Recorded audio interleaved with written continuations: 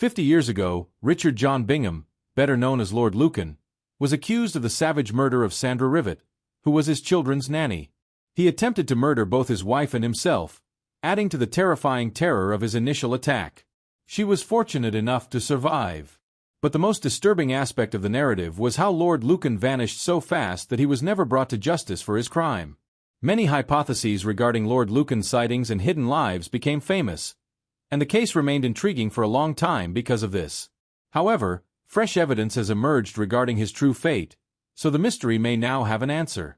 However, you need to be aware that the truth isn't always pleasant. Much transpired in the Lucan household on the evening of November 7, 1974. Lord and Lady Lucan's Belgravia mansion, 46, Lower Belgrave Street, was the scene of an impending horrific crime. A 29-year-old kind and diligent woman named Sandy Rivett cared for the Lucan children as a nurse and a babysitter. That fateful night, when she descended the cramped basement stairs to the kitchen to brew a cup of tea, a terrible thing happened. Unexpectedly, Sandra was struck by a man armed with a hefty lead pipe who had been hidden in the basement. Until she froze, this individual persisted in striking her with the pipe. The victim, Sandra, was struck so severely that she was unable to respond, neither to defend herself nor to summon assistance, so the perpetrator of this crime went unpunished. The house maintained its usual tranquility once the children had gone to bed. Since she was upstairs, Sandra's boss and housekeeper, Ladies Veronica, had no idea what was happening in the basement. Her assailant struck first while she was on the phone with a valued co-worker. They stood directly opposite one another. She was startled and bleeding after taking a heavy blow to the head. Blood was streaming down her hair in an instant. However, Lady Veronica's determination to survive took over after experiencing multiple shocks, and she began to seek an escape route. Within minutes, she had freed herself from her assailant and dashed out into the freezing night. Even in the peaceful, affluent Belgravia district, her cries resounded. The inhabitants of those beautiful Georgian houses were all too aware that a horrible tragedy had transpired. The moment it became dark, the cops arrived and began to piece together what had transpired. Among the evidence was the pipe that had been used in the murders. Plastering the pipe meticulously ensured that it wasn't picked at random. There was more than meets the eye to the assault. The meticulous execution gave the impression that someone had given it a lot of consideration. The evidence revealed a terrifying image. Lord Richard John Bingham, the 7th Earl of Lucan, became the prime suspect as soon as Lady Veronica related the events. It was nothing new for Lord Lucan to be in the company of notable individuals. He was an evacuee throughout World War II. He then spent 2 years in West Germany's Coldstream Guards after attending Eton College. Backgammon and bridge piqued his interest in gambling, which he pursued rapidly. He joined the Claremont Club before many other wealthy British gamblers. Despite his talent at projecting an image of fashionable risk-taking, rumor has it that he frequently lost more money than he won. Ultimately, he decided to forego his career at a London merchant bank and instead support himself through gaming. For the following 15 years, he was known as Lord Bingham among those involved in gambling. He had an Aston Martin, raced powerboats, and was notorious for his extravagant preferences. In 1963, Lucan wed Veronica Duncan. At the time, their engagement was covered by every major daily. Holy Trinity Church in Brompton was the site of their wedding. Princess Alice, Countess of Athlone, and other prominent members of high society were in attendance. The newlyweds went on a vacation to Europe. When Lucan was in a bind financially, that very house helped him out. He received a marriage settlement from his father, with the intention of purchasing a larger family home and providing for any future children. Near the end of his loan repayment period, Lucan purchased 46, Lower Belgrave Street in Belgravia. Afterwards, he adorned it in a manner that Veronica found pleasing. The father of Lucan suffered a stroke and passed away 2 months subsequent to the wedding. A number of titles and substantial wealth were bequeathed to Lucan by his father, Earl of Lucan, Baron Lucan of Castlebar, Baron Bingham of Malcolm Bingham, and Baronet Bingham of Castlebar. So, this was devastating news for him. He made his bride the Countess of Lucan. Despite having 3 children together, the couple's marriage did not endure after moving to 46, Lower Belgrave Street in 1967. His marriage failed in late 1972, and he officially separated from his wife in January 1973 after relocating to a neighboring property. An ugly custody battle broke out as a result of the divorce, and Lucan lost. But losing was too much for Lucan, and he became fixated on regaining control of the children. His initial move was to eavesdrop on his wife, and soon after, he began taping their conversations. In subsequent times, he had private spies monitor those same individuals. His wife was unfit to raise their children due to her depression and anxiety, according to the specialists he consulted. Lucan was enraged because Veronica had fired the children's long-term nanny. Veronica ultimately hired 26-year-old Stefania Sicca after hiring multiple maids. Lucan allegedly shoved Veronica down the stairs and struck her with a cane, according to what Veronica told Stefania. Because Veronica was worried about Sicca's safety, she advised her not to be surprised if he murders me someday. Sicca departed from the family after a while.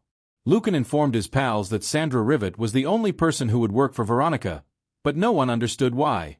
In addition to mounting legal bills and gambling losses, Lucan's preoccupation began to devastate his life as his financial situation deteriorated. Lucan, who considered himself a well-mannered nobility, failed to comprehend how his life had spiraled downward. He frequented the posh Claremont Club with other influential and wealthy individuals and developed a dependency on high-stakes gaming. Everyone was aware of his financial woes and the vicious arguments he had with Veronica around child custody and their disagreements over money. On that particular day, Sandra and Veronica would be victims of that heinous act. After putting the younger kids to bed at about 9 o'clock, Veronica recalled.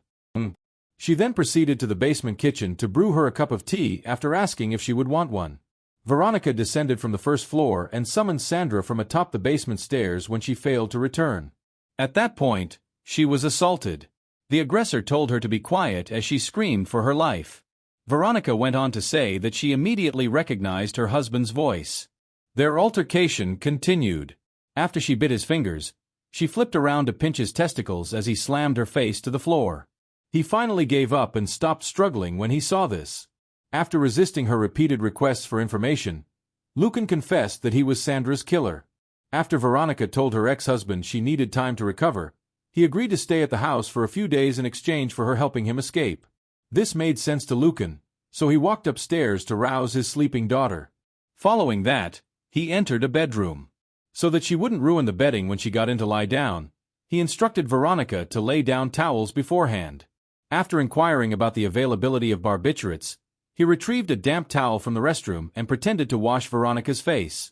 At that moment, she realized her husband couldn't possibly hear her from the bathroom, so she bolted, hurrying outside to a neighboring bar called the Plumber's Arms.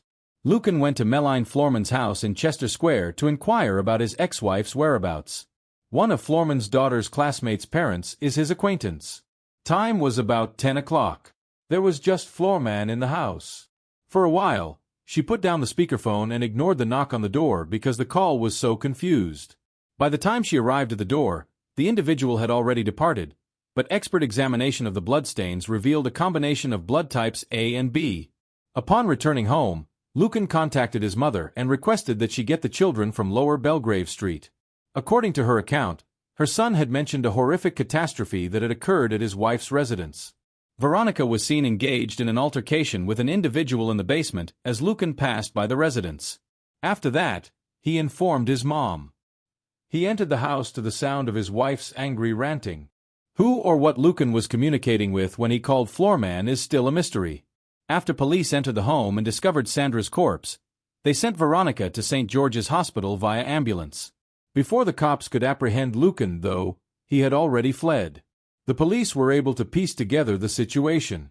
According to the divisional surgeon, when Detective Chief Superintendent Roy Ranson arrived at the scene of the crime, Sandra had already died. Reporters and forensic experts were already at the crime scene. Upon arrival, the initial two law enforcement officials noticed a kicked-in front door but found no additional indications of a break-in. It was found that Veronica's bedroom on the first floor had a towel that was stained with blood. There was a great deal of blood on the floor close to the top of the steps in the basement. A crimson lead pipe lay on the floor. The banister rail, made of metal, was shattered, and the artwork that had been affixed to the stair walls was in a disarray. There was a puddle of blood at the base of the stairs, and two saucers and cups lay in it. The light at the base of the stairs didn't have a bulb. Several leaves in the backyard had blood on them, and one was discovered on a chair close by. Nothing out of the ordinary was discovered during the police search of Lucan's apartment.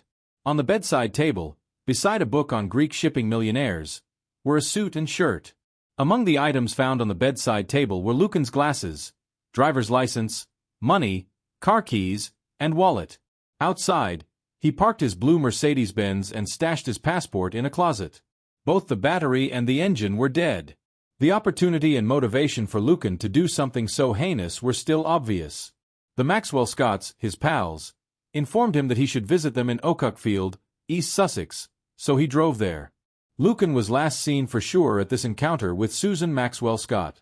A few hours following the murder, Susan's husband John contacted the investigating officer to inform him that Lucan had visited his home and spoken with Susan. Lucan penned and mailed 2 letters to his brother-in-law Bill Shand at his London residence when he was there. To read the letter, Bill hurriedly drove to London. The detective noticed bloodstains on the letters he had given them. On November 7, 1974, the writer wrote, "Dear Bill, the worst things happened tonight, which I briefly told my mother. Veronica informed me that when I intervened and the altercation on Lower Belgrave Street was broken up, I hired the man. I carried her upstairs and made an effort to clean her up while Frankie went to sleep. While I was in the restroom, she lay down with the dog for a bit before leaving the house. Since V would claim full responsibility, there is plenty evidence to cast doubt on my innocence. I'll pretend to be a doggo for a bit, but the kids are my first priority. If you can figure it out, I'd prefer it if they lived with you. Everyone from Coates and parents to St. Martin's Lane and Mr. Wall will be covering the cost of registration. V has showed her hatred for me and her willingness to do whatever to cast me in a negative light. George and Francis couldn't bear to go about their daily lives with the knowledge that their father was facing attempted murder charges. When kids are old enough to comprehend, explain the dream about anxiety and make sure they are safe. You can count on me, John." The outcome of this letter was not what Lucan had anticipated. The town and the nation were startled by the crime's violent nature. Sandra Rivett wasn't your average employee. She adored the children in her care and was a wonderful friend, daughter, and woman. She had a horrific end. For a long time, Lucan was completely ignored. According to some, he was able to escape to another nation with the support of his influential pals. Those who claim to have seen him leading a double life in another nation have offered more speculation. Over the subsequent decade, Lucan's abduction rose to prominence as one of the most notorious cases of missing persons in the United Kingdom. There is evidence that Lord Lucan departed the nation and resided elsewhere for a period, according to a detective who oversaw a fresh inquiry into Lucan's absence 32 years following the murder, as reported in the newspaper. Rumor had it that his enormous gambling debts had finally doomed him. According to Susan Maxwell Scott, who spoke with author John Pearson, Lucan was buried in Switzerland after being removed from the country due to his dangerous nature. She also suggested that shadowy underground investors may have assisted in his removal. After much confusion, the courts finally declared Lucan deceased in the late 1990s. George Bingham, his son, inherited his fortune and position. However, the central point was still unanswered by this act of closure. Had Lucan truly passed away peacefully? Or had he considered a means to escape? Was he secretly residing in another continent under a false identity? Some believe that Lucan, overcome with despair and shame, had committed himself that night by drowning in the frigid English Channel. Although the detectives do not believe this to be true, Neil Bryman, the son of Sandra Rivett and the head of the new inquiry into his mother's death, said in the early months of 2025 that he was going to re-evaluate the entire case. Advances in forensic technology made this feasible. In front of a room full of reporters, he said that many had approached him in recent months to inquire about the significance of DNA evidence. At last, he intends to provide explanations. Neil Bryman described the terrible moment he learned Sandra was his biological mother after being adopted as a youngster. His mother had been a trusted nanny for the Lucan family when she was brutally murdered, and he recalled how horrified and furious he was upon learning the news. Now he has this motivation. He pointed out, "I won't give up until the whole truth is known. I am still determined to bring closure and justice to the memory of my mother."